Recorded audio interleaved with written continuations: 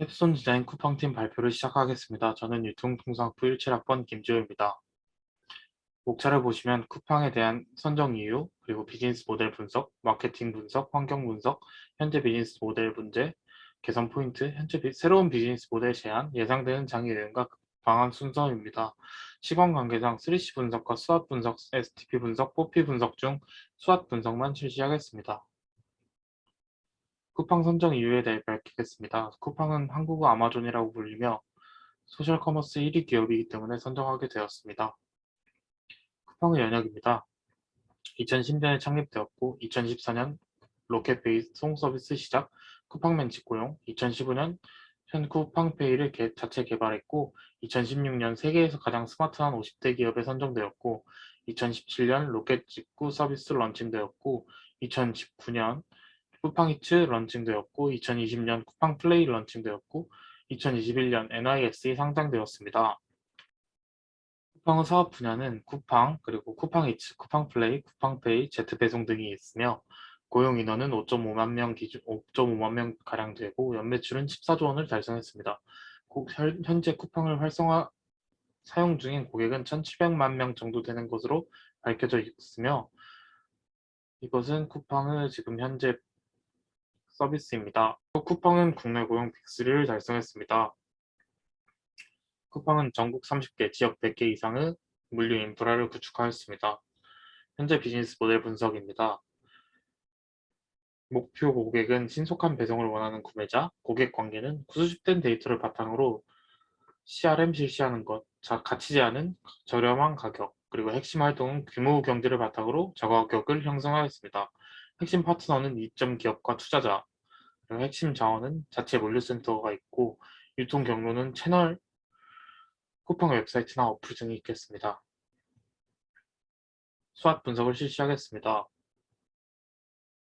먼저 강점입니다. 쿠팡하면 떠오르는 이미지 두 가지가 있죠. 로켓 배송과 쿠팡맨입니다.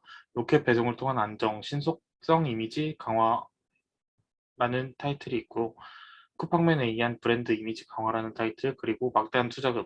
쿠팡은 일본의 소프트뱅크로부터 지금까지 총 30억 달러 투자를 받는 등 막대한 투자금으로 인적, 물적 투자를 활발하게 할 수 있는 여건이 생겼습니다.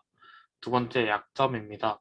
자체 물류센터 구축으로 인한 적자가 있고 쿠팡맨 인건비 의 적자 문제를 말할 수 있겠습니다. 세 번째 기회입니다. 포스트 코로나 시대로 비대면 서비스 성장이 예상되고 있고 1인 가구가 늘어남에 따라 1인, 가, 1인 가구에서 사용하는 물품들에 대한 소비 매출이 증가하고 있습니다. 네 번째 위협입니다. 경쟁 업체들의 과도한 출혈 경쟁이 있습니다. 경쟁 업체들은 막대한 적자를 감수하면서 할인 정책을 펼치고 있는데 성장, 성장하는 시장이지만 경쟁 업체도 그만큼 많고 서로 막대한 적자를 보며 경쟁하는 치킨 게임으로 이어진 상황에 처해 있습니다. 그리고 대기업 후발주자 출연입니다. 18년 출범한 신세계 쓱.com 서비스와 올해 출범한 롯데온 등 이미 물류센터와 인프라가 구축되어 있는 대기업마저 시장에 진출하여 경쟁자로서 위협이 되었습니다. 그리고 수학 분석 결과 발표입니다. SO 전략은 로켓 배송으로 코로나 상황에서 불편함 해소를 강조하였고 ST 전략에서는 로켓 배송의 신뢰도를 바탕으로 타업체와 차별성을 부각했습니다. W 전략으로는 시장이 성장하는 만큼 규모 경제로 수익을 개선하는 방향이었고요. WT 전략에서는 출혈 경쟁을 피하고 적자를 개선하는 것입니다.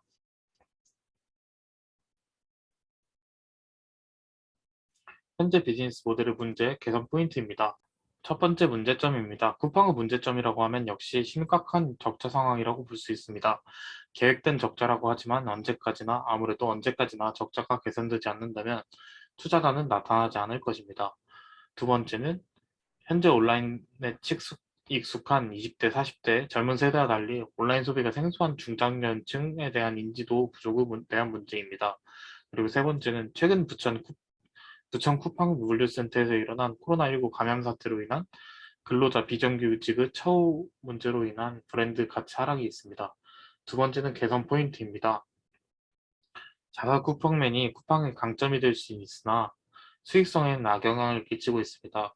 그러므로 더 이상 쿠팡맨을 늘리는 방법보다는 타사의 택배 인력과 유통 인프라를 연계하여 적자가 나지 않는 방향으로 인프라를 확장하여 수익 구조를 개선하는 방법이 있겠습니다.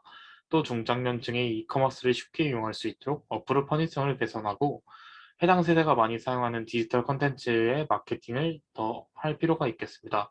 그리고 근무 환경을 개선하여 기업 이미지를 회복하는 방법도 있습니다. 다음은 새로운 비즈니스 모델 제안입니다. 고객은 중장년층 고객이고 고객 관계는 거대 규모 자체 분류 센터, 그리고 가치 제한은 온라인에서 사지 못했던 다양한 제품을 소개하는 것, 그리고 핵심 활동은 취급 품목을 확장하는 것입니다. 핵심 자원은 오프라인 마켓 고객 수가 되겠고요. 유통 경로는 초기에는 웹사이트 어플을 사용했지만 확장하여 기존 오프라인 업체와 연계, 그리고 오프라인 마켓까지 있겠습니다. 그리고 현재 비즈니스 모델과 새로이 제안하는 비즈니스 모델의 차이점은 현재는 코스트코, 이마트 트레이더스와 같은 창고형 할인 매장들이 각광을 받고 있습니다. 이 같은 구조는 상품을 대량으로 구비하고 마케팅에도 큰 돈을 들이지 않아 마진을 더욱 남기고 가격 경쟁에서 우위를 점할 수 있습니다. 따라서 쿠팡의 자체 물류센터를 바탕으로 직매입을 더욱 확장하여 창고형 할인 매장으로 진출하는 것입니다. 두 번째는 장년층 소비자나 온라인 비선호 고객에 대한 마케팅과 수요 조사로 고객층을 더욱 확장할 수 있는 비즈니스 모델로 확장하는 것입니다. 예를 들어 혼자 사는 중장년층 노인에 대한 식재료, 생필품을 정기 배송을 선보여 접근성을 용이하게 하는 것입니다. 그리고 세 번째 차이점은 기존 온라인에서 판매하지 않는 브랜드와 독점 계약을 하여 타사와 다른 다양성과 경쟁력으로 확보하는 것입니다. 고객을. 다음은 예상되는 장애 요인과 극복 방안입니다. 첫 번째 장애 요인은 창고형 할인 매장 진출 시 현재의 적자 상황으로 인해 추가 투자가 쉽지 않을 수 있다는 것입니다. 이에 대한 극복 방안은 그래도 진출 시 새로운 투자자를 유치하여 투자금을 확보하는 것이고, 두 번째 장애 요인은 기존 중장년층 고객은 재래시장이나 오프라인에 대한 선호도가 높아서 새로운 서비스를 선보여도 만족도가 높지 않을 수 있습니다. 극복 방안은 타겟층 수요 물품에 대한 할인 쿠폰이나 특가 프로모션 등을 하고 홍보를 하여 일단 한 번쯤은 접할 수 있도록 어느 정도 기간을 진행한 뒤 온라인 소비에 친숙하게 만든 다음 타겟층 또한 젊은 층처럼 여러 사이트를 비교하면서 구매하는 비율은 적으므로 충성도 높은 고객을 확보하는 것으로 볼 수 있겠습니다. 세 번째 장요인은 새로운 브랜드와 독점 계약을 하더라도 한정된 고객층만 확보할 수 있으므로 실효성에 의문이 생길 수 있다는 것입니다. 이에 대한 극복 방안은 철저한 수요 조사와 고객 참여 설문조사로 최대한 실효성이 있는 브랜드와 계약을 하는 것인데, 또한 언제든지 단기간 유동적으로 여러 업체와 연계하여 계약할 수 있도록 하여 다양성을 높여서 최대한 넓은 고객층을 확보하는 것입니다. 이상으로 쿠팡 발표를 마치겠습니다. 감사합니다.